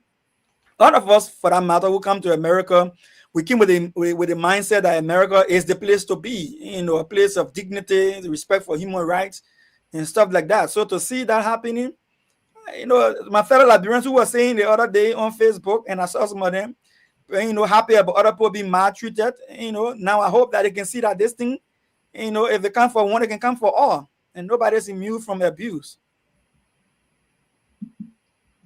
Definitely. And Dennis, this is our fellow citizen who are maltreated in that manner when he actually played by the rules. The Trump administration is saying is trying to purge out people who are in the United States illegally. The manner in which they handled that young man was unprofessional. It came from a place with an agenda to target certain people. You will never see them in any way manhandle a white person in a faction. They act as though the only immigrants in America are either blacks or Hispanic or any group of people. They are white people from all the countries that are white, they are here, and they are immigrants. Some are just green card holders. They will never intentionally, willfully, and brutally handle any of them in the fashion in which they handled that young man. They were influenced by how he looked and treated him that way. He showed his driver license, carrying his name and his face. They asked him for proof of citizenship. He said, I don't have it with me. Who goes out in the street with their citizen certificate in their wallet as though it's a driver license? No one does that in America. Yet, they didn't have the decency to say, okay, let's do some more verification. Could you not follow him to his house? If you wanted to see that his citizenship is the only way you can prove that. So this is America, a highly sophisticated country. The name of a naturalized citizen, you should have a database just by inputting the name or a social security number to establish that the person is a U.S. citizen. Do they not have that? So how are they enforcing this reckless and intentionally biased and racist agenda of this administration? This is beyond belief. I mean, you listen to the young man, he said, America's supposed to be a place of dreams, equal opportunity. And that young man was in tears. America became a bitter place for him.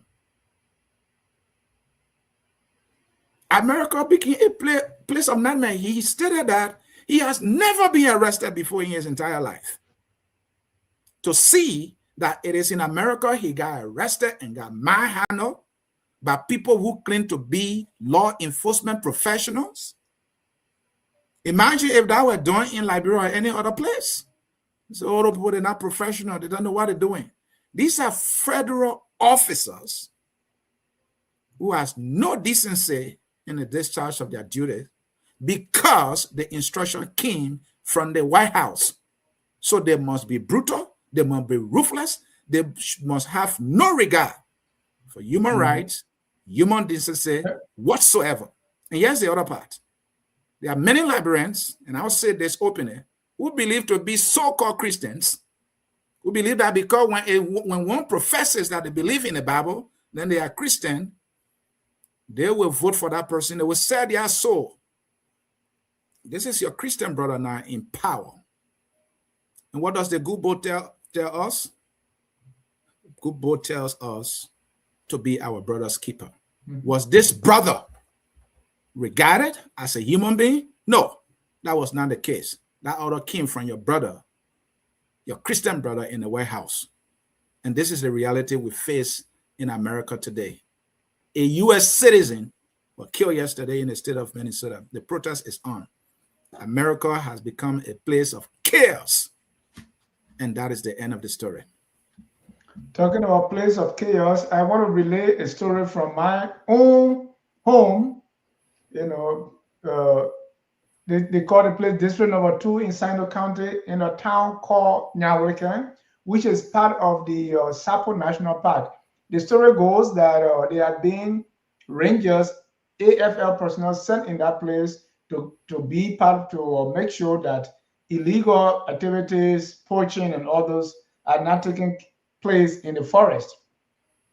So the army people supposed to be actually living in the forest and not in the town. A week or so ago, they went in one of the town and during a traditional festival when they disrupted it and started shooting people. So the representative of District Number 2, so these are some of the army officers, and after when the firing died down, these were some of the empty shells they were able to collect. So right now, as I'm talking to you, in that place, in that part of the country, the army people who were sent there to safeguard illegal mining activities and other illegal activities in the forest are shooting at people. This too is Liberia, somebody was saying.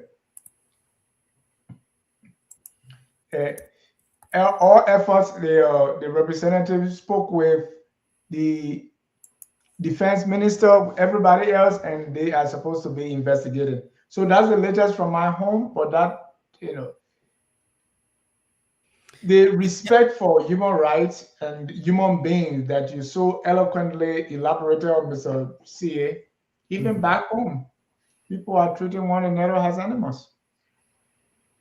Then just quickly, you know, I want to register to Emmanuel Saki and his family, you know, to say sorry to them again. The incident said, but you know, I would say to a lot of Liberians, if you have a U.S. passport, there's something called a U.S. passport card. It is as small as the driver's license, right? And it says clearly on it, if you were ever to see one, it says clearly on it whether you are a U.S. citizen or whatever citizen, they will put it on there.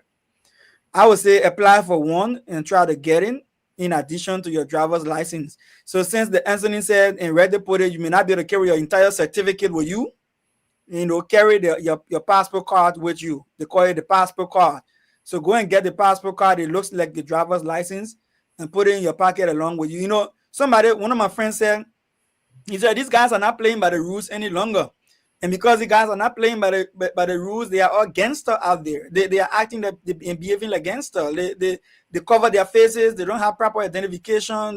They rush on people, intimidate you, put you in a state of panic and fear, and manhandle you. The time you take to explain, they're not going to listen to you. So I would say get your passport card if you have one, and carry it along with you. If possible, you don't have a passport card, if you have your certificate, like Anthony CSA, I know it's big paper to carry, but photocopy the one you possibly can photocopy 45 6 times and shop in your wallet and carry with you. You know, it's better to be safe than sorry, you know. And I would say that, but again, sorry to my brother. And I strongly believe we should have the American government apologize to the Liberian people from the embassy in Liberia and to make sure that we get that done. Dennis, when it comes to that Sapo National Park, when I used to go Greenville to do some work there, that park that used to be play where the hunter used to get the park ranger in hard time. So if they stay giving the park ranger in hard time, maybe that's what happened there. Because people got single barrel, your men get single barrel down there. Who are they shooting animals when it's up? And they can shoot them and dry them and bring them to the market to sell. And they're not supposed to be killing the animals. The animals not supposed to be who's supposed to be eating dry meat from there. That was not the story. So maybe I would like to see the report from there. Why the AFL, you know, shot. The story is the AFL, not the Rangers. AFL came to the town. The people were having their traditional festival, and they disrupted. They said most of them were drunk or maybe acting drunk, and they started shooting. They are not. So they did, there's a way that when they make a pronouncement, all because it's a male society, so all non-members supposed to remain indoors. And the AFL people came and disrupted that, and they started chasing. In fact, where they were having these ceremonies, they started shooting the building, and people were all in the bush. They beat people just like that. It had nothing to do with. In fact, the representative accused them that they are the one even trading with these illegal miners who are carrying on these things. They are selling stuff and they are doing the illegal activities and coming home now from the bushes where they're supposed to be to shoot. And let me add to what Dr. Pearson said concerning our fellow citizens. You can take picture. I think I would do that. You can take picture of your citizen certificate, and it can be on your phone. And I'm sure, even if they will not respect it, at least you've shown evidence that is verifiable. I think you're not supposed to make copies. Yeah, you're not supposed to make copy, but you can take a picture. I mean, Dennis, we are in such a time now, and Dr. Pearson said, you better be safe than sorry. I mean, see how that young man has been handled. I mean, today, I heard the Vice President of the United States, J.D. Vance, when they were talking about the federal officer, the ICE police officers who shot the, young lady in Minnesota. Yeah, the guy said the man is immune from persecution. He has immunity, meaning that when he goes in the field, whatever he does, any of them for that matter, they are immune from persecution. They have federal immunity. They are immune from persecution. I'm not cutting you off, Anthony. J.D. Vance is ignorant, and I'm saying it not with the voice of FOL. This is my personal opinion. J.D. Vance and a lot of Trump's secretaries and officials are ignorant of what they say. They speak politically, and they are not legally correct. So look, let me be very frank here. There is no one in the United States of America that's above the law, and the immunity does not cover certain atrocities, especially murder. It does not cover it. There's no immunity for killing somebody in cold blood. No. And what will be done is that he will be investigated, and he is found guilty, he will be prosecuted. Maybe the only thing the president can do will be to pardon him.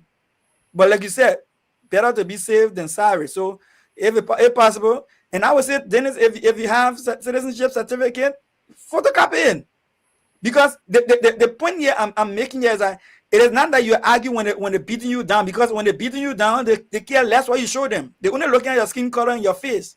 And the way you're looking, you're not gonna glasses, you look like Somali already. They will just take you to be a Somalian. So the time you get to explain will be when you reach to the ice a compound. There where tension will cool down now. Somebody with level head will come and ask you, why are you here? And then you can put it in your pocket and take out your photocopy and say, I just put it in my pocket just in case. And nobody will be concerned about whether you photocopy or not. They'll be concerned about the information provided on it that you can be traced and identified. And for me, that is the most important thing. You have to be identified. If not, Dennis, you'll find something like, bro, before they come even hear about you. Because you're not a high profile individual. You'll be on RIA, you'll be in a plane saying nothing. Yes, Dennis in Liberia. Say, how can Dennis in Liberia say, they just deported him? Because you're not high profile individual. You know that Somali. So, a Somalian. So they put you there. You look at me, they say, I fool that man. And by the time they say, I fool that man, they're linking me straight to Mali. Ain't no Senegal. By the time I start speaking my Liberian English, I ain't get no Siri, my mom, no more. I start speaking Liberian English and make it worse. I ain't get beautiful English already. They carry me, And by the time you look at in Maryland, Harper City, rest of they poor that eating crab and eating tabadu. So before you gotta clarify it late. So carry your papers in your pocket, carry your passport card with you if you can. If you can carry the whole passport, carry the passport card and be able to show some proof when the tension quiet down. And again, sorry to your email, man. Email, we're sorry, man.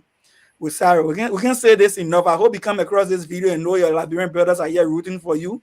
We're sorry. We know you are traumatized over that incident. We know it's going to hurt. to be belittled like that, we say sorry, brother. Sorry.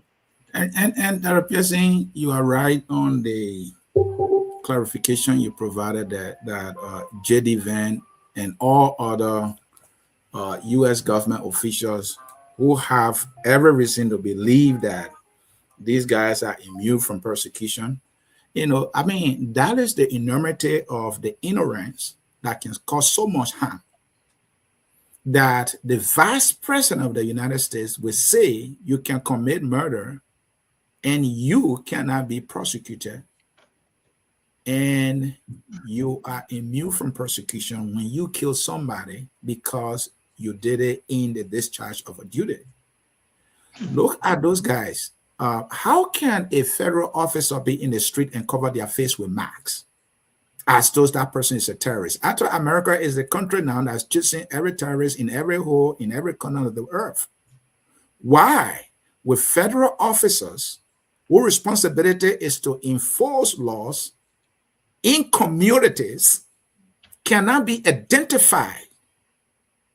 Look at the uniform they wear. They can wear anything, even the cars that they use. You can't identify the car that this guy is for the federal government. There's no way you can know. And then those guys put masks on their face. Are they at the battlefront? Can you believe this is happening in America? Is that how the police, even the U.S. military, when we see them when on special assignment at the airport and those places, you don't see them cover their faces. But only this one is allowed to do so because the instruction has come from the president. And whatever you say, you waste your time. Sad. That is the reality of today. So, my people, your late citizenship certificate, take a picture, let it be on your phone. If you're so you can show it. And, at the end of the day, it will help you. And the passport card too, like that Dr. Pearson mentioned, is another thing. Dennis, let's bring it home. Well, we don't have a caller here. The government now, our new government, not new, by the way, it's old government now, 2 years. This is January of 2026. That government was elected in 2023 and started work in 2024. We are in 2026, January, and 2 years gone already. Are they bringing the goose home so far? The Liberian bookman will say, are they on, a good trajectory? Our man, Robert Monsieur Pade, the trajectory. Are they on a good trajectory? Let's ask our progressive, or your progressive commentator here. Is this government on an upward trajectory? President Bwaka preached against business as usual. So I'm not sure they are on business as usual, or is that the case now? Anthony, when you went in the village and you went on the farm and the snake is packed in the hole, and you ask me how long is the snake, I won't be able to answer you. For me to be able to determine how long is the snake, when the snake is packed in the hole, I got to see the snake here when it enter the hole and be observing to see how far it gone. In other words, I'm telling you, this government, no record, my brother, no record, no record to show what the heck they're doing, right? This government, since President Bwaka took over almost 2 years going now, that nobody can look at me and tell me, say, when we took over, the number of youth employment was at 200,000. Between 2 years now, youth employment number has gone up to 600,000. I will clap for them. But right now, nobody knows that number, right? Nobody can tell me, Anthony, it's sad. Nobody can tell me when we took over between 2 years now, we have had a total graduation of young people coming from universities, tertiary education. We've had 6,000 people came out of university. And out of this 6,000 here, government has given them maybe 2,000 of them internship, where the practicing to become this, maybe send 10,000 of them abroad for further training. No numbers, then it's answering no numbers. Look at Asada Meta. They beat on George Manuel Weah like nobody business and say the men were not doing nothing. They came with Asada Meta. What did they establish as Asada Meta? And, returns to the country, and to say, this was what Asada Meta was giving the country. But when we review Asada Meta, MedTech, and other people, now this is the return on our critique of this institution and review of these institution. This is the excess that we've gained from there. Nobody telling us nothing, my brother. Let me move to another thing. Look at the issue of unexplained death. There is no data to say when the last administration was in power, the number of unexplained death record with murder books were 60. But for 4 years, in 2 years, we have only had 10 unexplained deaths in the country. No record. No records to say, coups were giving people a hard time. We have a record showing this was the number of persons using drugs, especially among the young people. And today that number has dropped to this number or this percentage. No record, my brother. Why can we measure? The only thing I can measure is the kleptocratic strategy of these guys to increase budget and to make themselves rich. The budget is what I can measure. The budget, Anthony, has not projected any upward movement for the advancement of our country. It is only moving upward to enrich the pockets of these guys. I like what my good friend and brother Amara Conan put it. He said when they tell you, say, oh, the health budget went up, he said, look at it carefully. When you look at the health budget, on the long run, the budget is reducing, not increasing. If you look at it from the bigger picture, because the way they're giving money to other areas, when you look at on the broader spectrum, on the average, the money given to health is dropping, the money given to education is dropping, the money given to the pockets are the one increasing when you look at the overall perspective. And last but not the least, why I think the guys they've done nothing the last 2 years, nothing has changed from him, is the structural changes. What are the structural changes that will ensure long-term improvement in the country? Because if the structure change, then you expect things to change. If the structure does not change and you make minimum progress, all the progress will regress. When you stop making those progress, all of them will regress because the structure is still faulty. Let me give the example. LACC. What has LACC actually done for Liberia? Since Brokaden took over coming with the anti-corruption campaign to catch people that stole money, what LACC has done? What has the asset recovery team done? What has they achieved? What has the budget? What can we show from the last 2 budgets to say these are the product of our national budget for the last 2 budget years? Where is it? You can show nothing. Everything we're boasting about, Anthony, is some kind of aid money or some kind of MOU or something, some kind of project we have started that they're trying to finish, and the money was all money. Nothing new is happening. I will end there. So for me, they get F, big F at the end of this year. In Liberia, it's very difficult to measure anything because we don't set any objective standards as to what we want to even measure.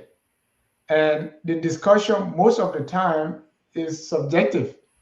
Oh, let's compare this and this. Oh, this, somebody told me, oh, this person is the worst president. I think it was during the Weah presidency. See, Weah is the worst. So I asked the guy, what's about Alfred F. Russell? He said, oh, I don't know who you're talking about, that wouldn't time. I said, but so how are you making the comparison? you know about Alfred F. Russell, Gardner, you know? So it is very difficult, and that's not how we even vote. These are not the things that we consider even when we are voting for people.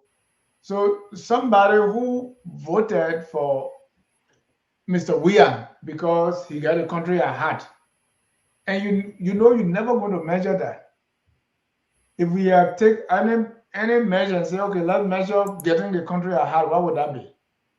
Or we take someone who voted for President Bouaka and say, oh, the people have 40-year experience. And based on that, we elect leaders. Based on that, we put people to, if a representative come to you now and give you all the world, you buy the back around and do all those things. And you say, oh, he has some tangibles that will record. At the end of the day, how do you measure that? What did Thomas Fala tell you when you were voting for him? Or Yeke Koluban? Or, or any of the people, Darius DeLong, Yombly Kanga. why are you voting? So if you set standard and then you are able to evaluate based on that standard. But if we said nothing, we're only waiting for the person in power to drive the agenda. So they're not going to do anything. They're always going to wait and do something. So, for instance, you can write in bold letters PAPD, PRS, arrest, and all that. You can leave that, put that completely one side. 2 years before election, you build some road, or you put people, you roof their houses. And by the end of the day, you are the best. Oh, this thing never happened since J.J. Rowell time. So it is very, and if you try to bring clarity to issues, if you try to say, okay, let's use some standards here. The other day we had some key performance indicators to use that to rate the Bouaga government. Somebody will watch it and say, oh, what is this? Because we are so used to just talking. Oh, this person is the best. Oh, this person, Taylor used to dress. At least the other person used to tell the truth. Oh, this person, and all that. Okay. So rating the Bouakai government now 2 years into it is like, what are we even going to use that's going to make sense to anybody? And then as you are right, the rating now is based on, opinion. If you are from the Unity Party, everything the government does is just perfectly magical. It has never happened before. Like you said, it's the first time we're seeing this. If you are from the CDC, you evaluate the government, based on CDC lens. If you are from the ANC, you will evaluate or assess the government in performance, using the ANC lens. And the ANC lens is simple. Nothing has changed. And then the people in the Unity Party will just get angry. What? I mean, I can remember when the Minister of Information, Jeremy Matthew Pia, was so animated and angry. He said nothing has changed. The man started listing things that have changed. He started talking about passport. Our passport now is no longer in the hands of criminals. That's not changed. And he went on and on and on and on. And now he can add letterhead. And now we're talking about a letterhead. Then he said nothing has changed. The United Nations Security Council logo now going to be added on the Ministry of Foreign Affairs letterhead. And he said nothing has changed. Maybe we'll add, let's look at the president convoy. You see how when the president convoy is coming, it's tactical. And he said nothing has changed. You used to see that. Yeah. Yeah. And how can you say we have a presidential villa now that's owned by the Mano River Union? Is in Foya. The president went there and inspected it the other day. So now we can invite guests to Liberia and take them to Foya. All right, in the Northern part of Liberia, and they will be entertained. There's a room for the person's security. There's a room for the guests and all that. And he said nothing has changed. We're talking about putting lights at the road going to RIA.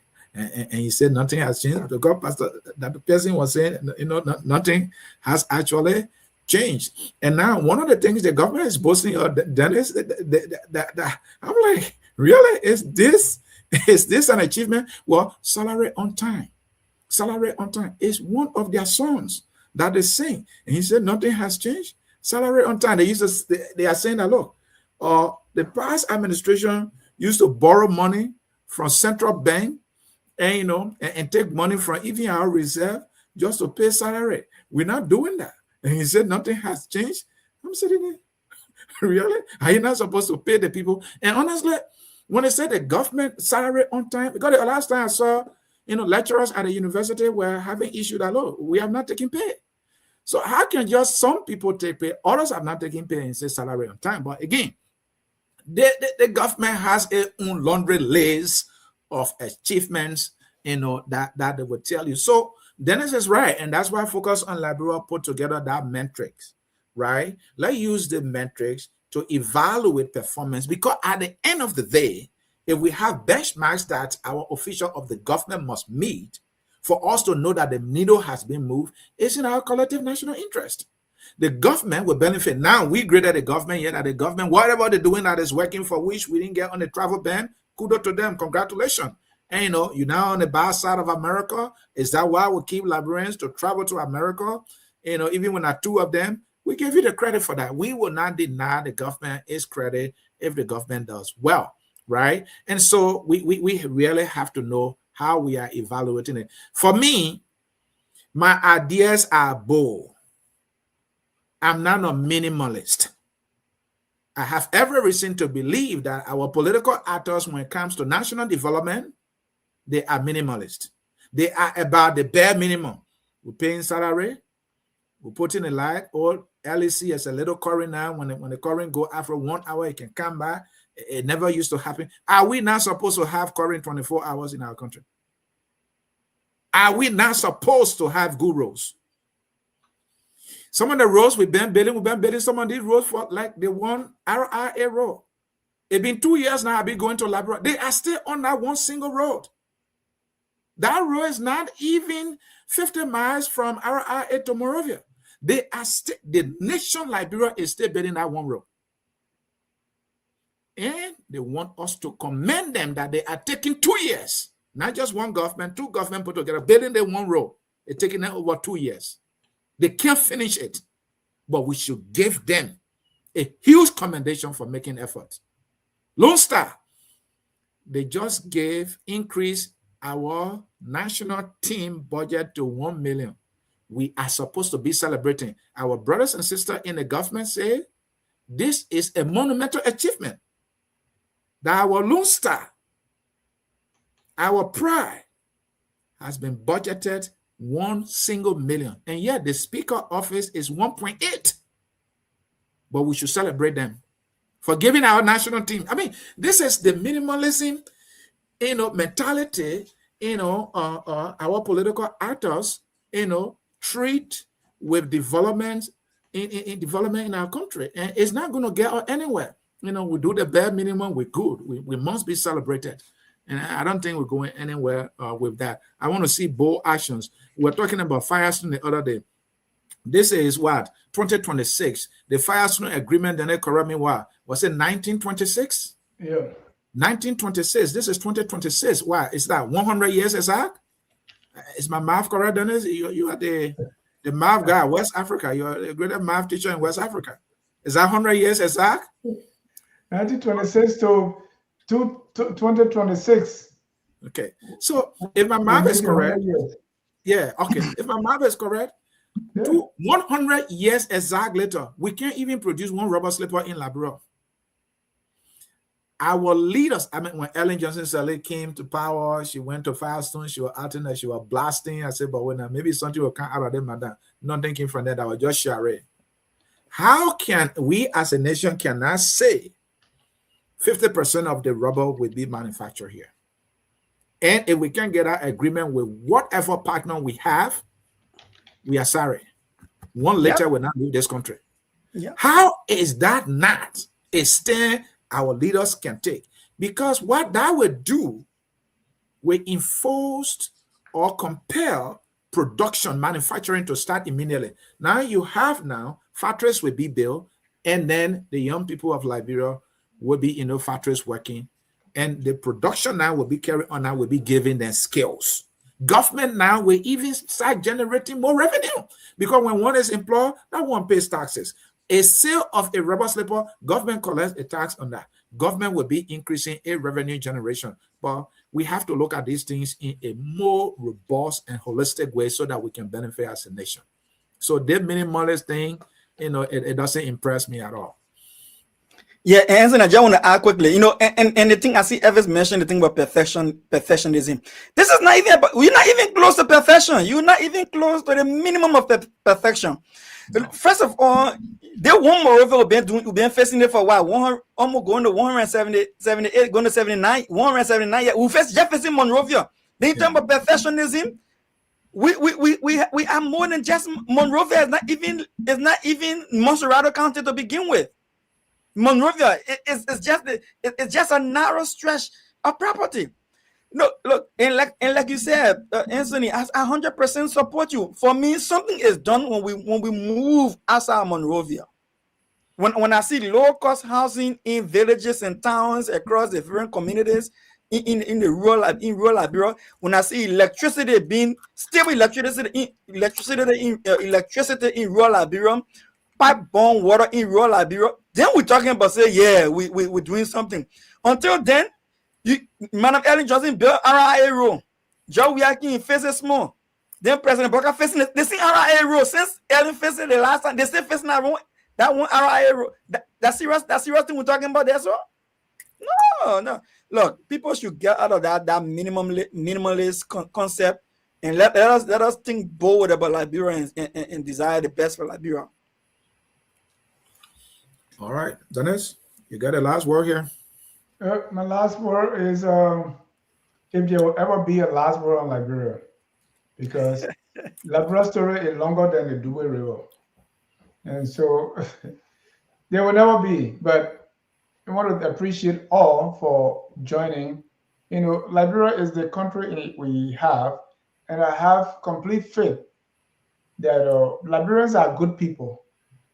Liberians can operate, because I have tried to manage Liberians, and wherever, you know, the direction you set, the tune you set, the way you beat the drum as a leader, that's how they dance it. And so leadership is very key. Let's brighten our little corner. If you are, you know, somewhere you have a platform, for instance, even if that's just you, don't sell it for political interest. Don't lean left or right based on, you know, who's talking to you. You know, there's one bird, you know, the bird can be flying when the breeze comes, the bird flying like they when the breeze pull, the other way is that the player will even go inside. You know, it's that kind of thing. Let us brighten our little corner. Say bloom wherever you are planted. Do the little you can, no matter how small. And it's going to fill the place. You know, it will become contagious, because Liberians are good people, and Liberians are ready to move the country forward. Even when you look at all that they do, it is the end goal, is the trying. Sometimes that's all they know. But at the end of the day, people want Liberia to become better. But we are so used to mediocrity, we are still used to the field that we don't even know what is, you know, good. It's sometimes you stay too long in the dark. You don't want to see light anymore because it will hurt your eyes. That's it. Dr. Piazzi?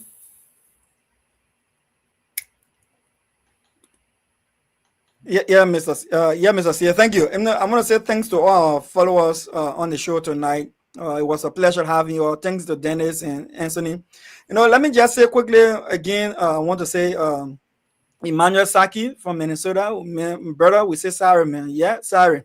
If you have the opportunity, get to a therapist and get some sections and see if you can help yourself to deal with that trauma that you have been affected upon you by that experience.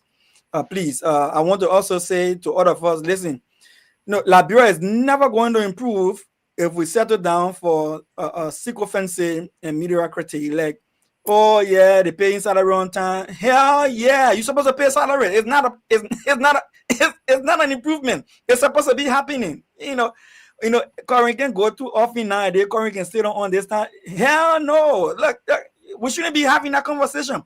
We should be talking about current going into the local to the rural areas. Water going to the rural areas. Low housing project in the rural areas.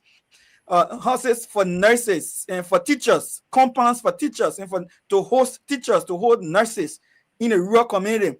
Students coming out of the colleges have access to internship and jobs. And I'm talking about the current one doing that fiasco one or doing that just for the political maneuvering. But I mean, real opportunities that will yield opportunity for a real job after you've done your internship, things like that, which means the job is being created to absorb our graduates from colleges, and these are things we can do. And I pray that God will give us an opportunity to see differently and to expect much in our decisions that we make and what we want to see for our country going forward. Thank you for having me tonight, Anthony. Dr. Pearson, Focus on Liberia, your progressive commentator. Thank you, Mr. Dennis Jah, Focus on Liberia CEO, the best journalist I've ever met in the whole world. Now, if Robin Ware can even pull forth. He can't even try. You know, the man who is the brain behind Focus on Liberia, a media institution that is telling Liberia's story in a way that it will attract the entire world to the nation Liberia. And to our esteemed listeners, those who follow what we do, we want to say thank you. Facebook, we have an enemy out there, I would say. This person is reporting Focus on Liberia Facebook page to Facebook consistently. We have exhausted every effort to get to Facebook. You can't call Facebook. You got to make a request to chat with them. When they come, they don't tell anything. This has been a nightmare for us over the past 2 years.